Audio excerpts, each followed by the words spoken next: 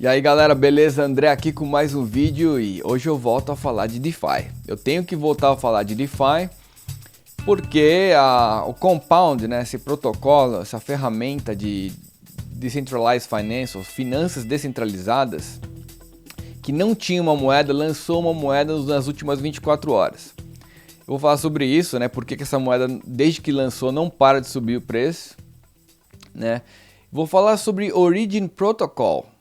Rapidamente, a Origin Protocol que eu falei sobre ela no meu último vídeo de cripto 2 semanas atrás, que eu fiquei sabendo, inclusive pela Contentus, né, que existia esse projeto, então eu queria fazer um brinde aí a Contentus. Eu comprei essa caneca aqui através do D-Shop, que é um e-commerce, né, como um site de e-commerce totalmente descentralizado na rede do Ethereum. Comprei e também comprei moeda, tudo fiquei sabendo pela Contentus. Eu falei sobre isso no meu último vídeo, se você não assistiu, vale a pena assistir. E inclusive quem comprou comigo também essa moeda no dia, porque eu falei que comprei, um brinde a nós também, certo? Vamos lá, continuar a falar mais sobre Compound, sobre o preço do Bitcoin. Vou dar uma analisada, uma análise técnica rápida em cima do Bitcoin e falar sobre fundamentos também, hash rate, mineração, etc. Tá? Então já baixando aqui o meu gráfico, Compound, né? Se você é novo no canal, talvez você nunca ouviu falar de Compound. Então eu vou fazer uma breve introdução ao Compound. Compound é uma ferramenta de finanças descentralizadas na rede do Ethereum. O que é essas finanças descentralizadas? Mais especificamente, eles dizem lending aqui, que é de empréstimo, né? Então, quer dizer, é uma ferramenta onde se você tem cripto, você pode emprestar ela para essa rede descentralizada e ganhar juros em cima disso, né? Você recebe juros em cima de um valor de cripto, de Ethereum, de qualquer token que você tem na rede do Ethereum, que pode ser inclusive Bitcoin hoje em dia. Eu já falei sobre isso, Bitcoin na rede do Ethereum, como Layer 2. Se você quiser saber, tem outro vídeo que eu fiz sobre isso. Então, ou dólar também, inclusive. Então, Compound é uma ferramenta onde você pode emprestar, deixar lá, investir o seu dinheiro e ter uma renda fixa, certo? E também você pode pegar emprestado se você quiser. Se você, por exemplo, precisar de dólar e você tem Ethereum, em vez de você quiser você acredita que o Ethereum vai continuar subindo e o dólar lógico, vai continuar sendo $1. Então você empresta seu Ethereum e pega emprestado o dólar, né? Ao invés de vender, né? Eu não vou muito a fundo sobre isso, mas eles chamam de colateral, né? É como você penhorar. Você penhora o seu Ethereum e pega uns dólares para poder comprar alguma coisa, se você quiser. Depois, se você paga o dólar, lógico que vai ter uns juros em cima disso, né? Sobre esse empréstimo, né? Então, esse é um protocolo, na verdade, né? Tem um site deles e tudo mais, mas eles não tinham uma moeda, né? E nos últimos 48 horas aí eles lançaram essa moeda. E a moeda não para de subir. E na verdade ela foi para o primeiro lugar de DeFi. Tá? Tem um site aqui que é o DeFi Market Cap. Ele diz que Compound já ultrapassou 1 bilhão aí de market cap. E o preço chegou a $127, né? Subiu muito, né? Se a gente for olhar aqui no CoinMarketCap, ele começou aí 7 dias, acho que não dá nem pra ver, não tem nada, na verdade, né? Começou $64, assim, já foi direto para $64 e já mais que dobrou de novo em mais 24 horas, né? Tem eu dei uma lida nesse artigo aqui, que fala sobre alguns motivos assim, todo interesse no Compound, porque também teve aí uma certa de um exploit que aconteceu, pode chamar que é um exploit, porque a plataforma, basicamente a moeda, você vai ter aí é uma moeda de valor, né? Eles vai agregar valor, você vai ter motivos por segurar a moeda, né? E tem formas de conseguir comp participando do protocolo, utilizando o protocolo. Então, se você empresta ou se você pega emprestado, você vai receber aí uma quantidade de comp por fazer isso. Então, teve gente que já descobriu aí uns tricks, né, umas formas aí de conseguir comps. E parece que aqui tem um site que chama Curve. Curve é um site que você faz troca de moeda para moeda, só um swap. E tem muito stablecoin, né, de dólar para dólar. Então você pode trocar DAI por USDC, DAI por USDT, e até da Binance, USDC, PAX, até Bitcoin e RAIN também, né? Eu já falei sobre RAIN aqui, já falei sobre WBTC, são os Layer 2, né, que é a segunda camada de uma rede do Bitcoin utilizando a rede do Ethereum, né? Então é basicamente Bitcoin na rede do Ethereum. Isso está crescendo muito, né? Se você não está ligado nisso, assista o vídeo que eu fiz sobre Bitcoin na rede do Ethereum, né? Então você pode fazer troca. Então o que o pessoal vem fazendo aqui, de acordo com esse artigo? Algumas pessoas começaram a colocar. Eu vou tentar explicar isso aqui porque é meio complexo. Algumas pessoas começaram a colocar o USDC como colateral, né? Basicamente penhorar o seu USDC, o dólar, no Compound, pegando USDT, que é o Tether, né? Como empréstimo. Você penhora e pega, põe um stablecoin da Coinbase e pega o Tether. E aí vai lá no Swap, no Curve, troca por USDC, no Curve. E depois volta para o Compound e põe como colateral, de novo, né, para poder, aí você vai gerando assim até chegar no limite. Eles fazem até 30 vezes para conseguir fazer uma margem em cima disso e ganhar comp, né? É meio que você vai ter um limite, né? Mas basicamente você troca de dólar para dólar, de dólar para dólar, vai pegando esse empréstimo até onde você conseguir, fazendo essa alavancagem, se você pode chamar. E aí você vai conseguir ganhar o máximo número de comps fazendo isso com dólar. Então o risco é muito baixo, na verdade, fazendo isso, né? Porque você não está emprestando um Ethereum e pegando dólar. Então você está pegando de dólar para dólar, de dólar para dólar, você vai ter aí, o risco é baixo, né? E tem gente fazendo isso de uma forma automatizada, utilizando Instadap. Não conheço o Instadap, preciso olhar mais sobre isso, mas deve ser alguma forma de automatizar aí, comunicação com smart contracts, tá? Muito interessante. Curve também, bem interessante. E é isso, eu acho que o Compound aí, na verdade, com a moeda deles, o market cap deles foi para cima. Eu acho ainda que Maker é a principal moeda de DeFi, tá? Compound com certeza vai crescer muito, pode ser que passe Maker, não sei. O sistema do Maker é muito mais complexo, tem muito mais coisa envolvida. Então eu acho isso aí meio que como se fosse muito FOMO, né? O Fear of Missing Out, que o pessoal fala, que é o medo de perder, medo de não conseguir ganhar. Então o pessoal tá entrando muito aí nessa moeda do Compound. E então eu acho que é meio arriscado, né, entrar nisso. Mas eu não sei também, só vai que o preço do Compound sobe bastante, muito mais do que isso, né? Se Maker tenha supply atual, só que o supply tá errado, né? 10 milhões total, né? Em circulação a gente não sabe, então pode ser que o Maker chegou a $500, Compound a $529, né? Compound a 127, é capaz que ainda suba mais, mas eu não sei, né? Enfim, eu gostei muito desse site do DeFi Market Cap. Ele diz aí que o mercado tem mais de 4 bilhões, né? Comparando aqui com esse mercado aqui do DeFi Pulse. Se forem todos, né? É legal a gente ver isso aqui, na verdade, que aqui foi o coronavírus, né?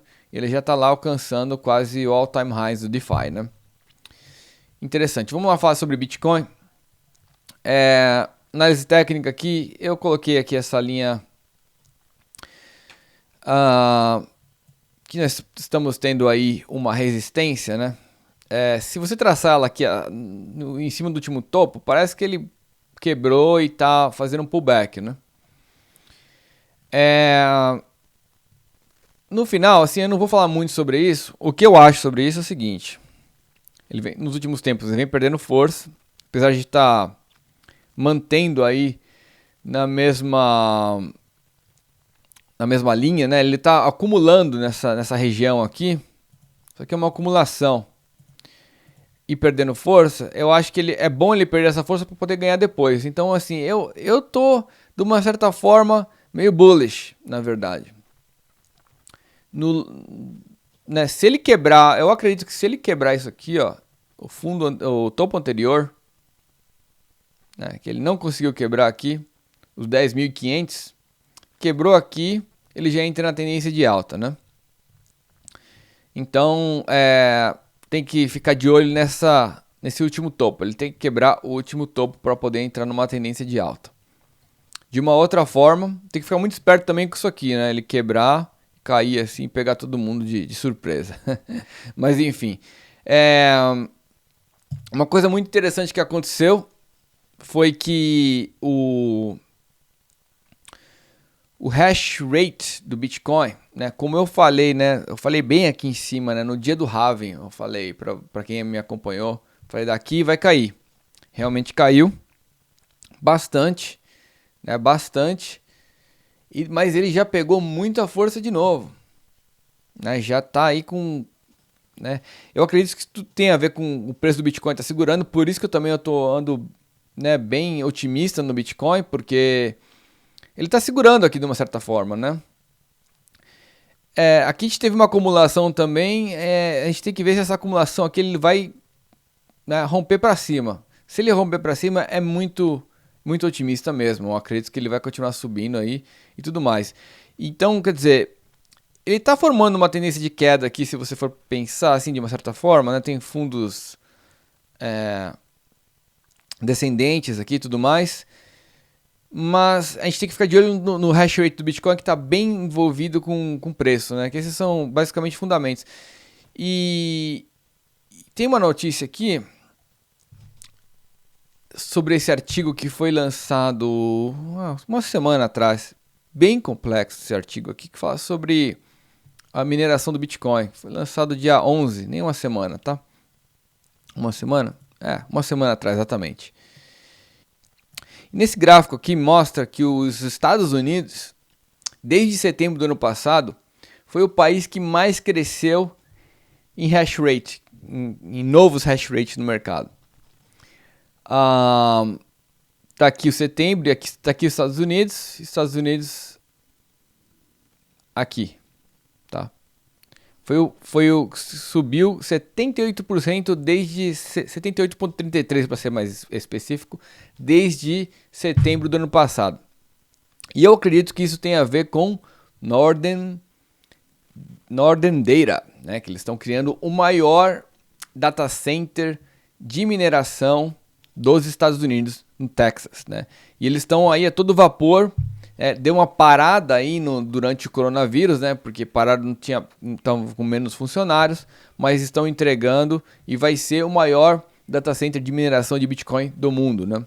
Eles estão aí, eles preveem fazer 1 gigawatt até o final desse ano e 3,6 gigawatts até 2023, né? É bastante, né, gente? Então a gente tem que ficar aí ligado nisso. E eu acredito que isso tudo tem a ver com essa notícia que a gente teve hoje, aqui do Trump, falando que Trump told Treasury Secretary to go after Bitcoin. Né? Falou como se fosse chegar o Bolsonaro aí e falar pro Paulo Guedes, falar assim, vai atrás desse negócio do Bitcoin, eu quero ficar de olho. E a gente sabe que o Trump já postou Twitter falando que não é contra o Bitcoin, que o dólar é a moeda mais segura do mundo, não sei, alguma coisa do tipo assim, eu não me lembro exatamente as palavras dele.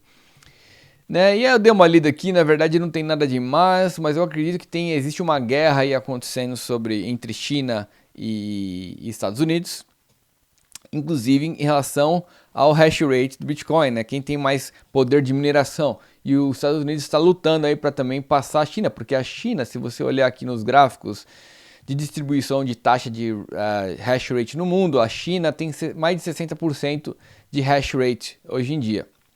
E os Estados Unidos aí vem com esse novo data center para passar isso. Claro que isso aqui é um problema para o mundo. A China tendo todo esse poder, né? Inclusive, se você não sabe, se você tem mais de 51% em uma rede só, em uma pool de mineração, se você tem mais de 51% da rede do Bitcoin, você pode até fazer um ataque na rede. Isso não existe no Bitcoin, acho que é muito difícil acontecer, porque tem muito poder, é muito hash rate. Então uma pool só conseguir 51% é muito difícil. Mas mesmo assim, dando mais de 60% de poder para um país só, é uma coisa arriscada, né? Então isso aqui na verdade é um problema, e a gente vê esse problema de centralização de pools também, vendo aí que a Poolin e a F2 Pools, que são pools que estão na China, né? O site aqui é muito legal, poolstats.stream. Você consegue ver aqui, né, as pools, as 8 primeiros pools, né, as principais que têm mais poder, estão tudo na China, e depois Slush Pool. Queria passar uma informação para vocês, que Stratum 2, que é o protocolo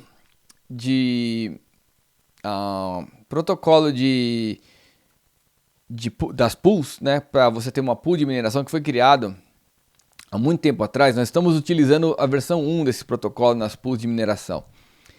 A versão 2 está sendo trabalhada, porque vai basicamente acabar com essa centralização de pools, né, do Bitcoin e de outras moedas também, porque várias moedas utilizam esse mesmo protocolo, tá? E como que ele vai acabar?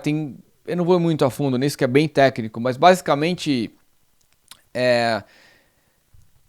ele vai permitir que, de uma forma mais assíncronas, né? Eu não sei como, na verdade, como explicar isso de uma outra forma, que pools de mineração, em lugares de mineração, por exemplo, que tem uma conexão de internet muito ruim, vão conseguir minerar Bitcoin, né?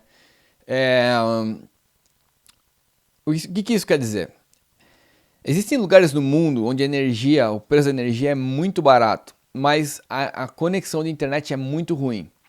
Então, por isso que as pessoas não conseguem minerar Bitcoin dos lugares remotos, assim, que não tem internet direito. A internet é uma conexão muito ruim.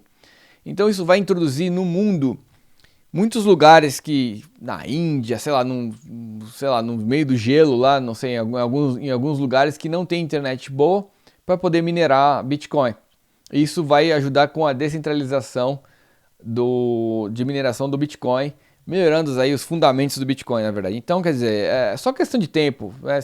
Se você acha que o Bitcoin tem esse problema de centralização, realmente existe. Esse protocolo do Stratum, a versão 1, foi criado... Quando esse protocolo foi criado, né, uma máquina de mineração que a gente tem hoje tem mais poder do que toda a rede que tinha, que existia antes no mercado, quando esse protocolo foi criado. Quando esse protocolo foi criado, não existia ASICs, não existia essas máquinas que mineram Bitcoin.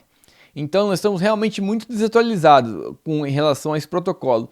Mas é um processo lento, né? Qualquer coisa que envolve o mercado financeiro, realmente tem muito projeto em cima, um erro, né? Pode ser fatal para um negócio desse, né? Para um protocolo desse. Então, né, muita calma, esse protocolo vai chegar, a versão 2, e a descentralização vai acontecer do Bitcoin, tá? Eu acredito muito nisso.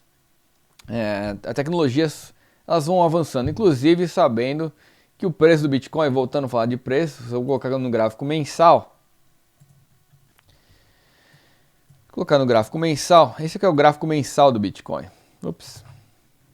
Colocar o gráfico mensal, a gente vê que o preço vem subindo, né? Ninguém pode discordar disso aqui, né? Isso aqui é o preço do Bitcoin desde a sua criação aqui, desde quando eu tenho, né, os gráficos do Bitcoin. Então, existe muito interesse em fazer essa rede funcionar, na verdade, né? E tirar, na verdade, o Bitcoin é uma coisa tão fantástica que vai tirar o poder de centralização dos governos em tomar conta das moedas, né? A gente vê aí os Estados Unidos imprimindo um monte de dinheiro né, comprando bonds de empresa que estão para falir e tudo mais, né? E o povo que na verdade acaba se prejudicando com isso, né? Se você entender essa parte, o povo, na verdade, o trabalhador, se você quebrar, o governo não vai vir te ajudar, né? Agora as empresas, as corporações que estão sendo quebradas, estão sendo compradas pelo governo. Claro que isso para não perder emprego e tudo mais, tem uma série de fatos econômicos, mas no final um monte de emprego vai ser, muita gente vai né, rodar com isso, e a maioria das pessoas rodam, e as corporações, os CEOs, a empresa, as pessoas que estão lá em cima da empresa sempre acabam ganhando mais, né? Então o rico sempre fica mais rico e o pobre fica mais pobre, né? Então esse é o sistema de fiat, né? Esse é o problema do mundo hoje, na verdade, eu acredito, né? What's your message to the family of George Floyd that is going to have funeral services this week? What do you want to tell them? I'm deeply sorry for your loss. Unfortunately, we live in a system that will not allow us to thrive or strive and has continually been literally on our necks. So my macro solution for this problem for everyone is to opt out and exit the economy as a whole. And the way we do that is by buying Bitcoin. E com o Bitcoin, se você está envolvido com Bitcoin, provavelmente você vai se dar muito bem, no meu ponto de vista, né? Então era isso que eu tinha para falar para vocês. Opa, faltou o lance da Origin mais uma vez. Na verdade, o lance da Origin, né, eu já falei no vídeo anterior. Mais um brinde. Vou tomar até um cafezinho que eu estou tomando aqui.